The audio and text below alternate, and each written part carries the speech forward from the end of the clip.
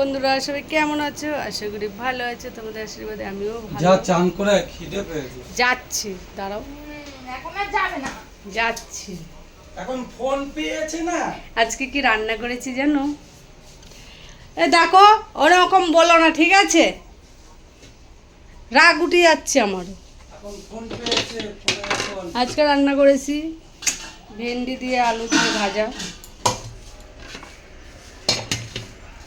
আর রান্না করেছি হচ্ছে এটা কি বলে, পটল চিংড়ি। পটল চিংড়ি বেশি না, 100 গ্রাম চিংড়ি, এরম এরম সাইজ। পটল চিংড়ি করেছি আর ভেন্ডি ভাজা করেছি আলু দিয়ে। আর এই দেখো, কাজে গেছিল, কাজে ওই যে হকারিতে গেছিল, হকারি করে খেতে দিচ্ছে না। কি করে খাবো আমরা? আর খাওয়ার থেকে বড় কথা, ছেলে মেয়ে মানুষ করবো কি করে? এই যে এই 2খানা কন্যা রয়েছে আমার, এই দেখো, এই মাল নিয়ে গিয়ে ফেরত এসছে। ধরছে খালি ধরছে। তাহলে আমরা গরিবরা কি ভাতে মরলাম, পাতে মরলাম, সব কিছুতেই মরলাম? আমরা কি, আমাদের কি বাঁচার কোনো অধিকার নেই? এটাই হলো আমাদের কপাল, জীবন।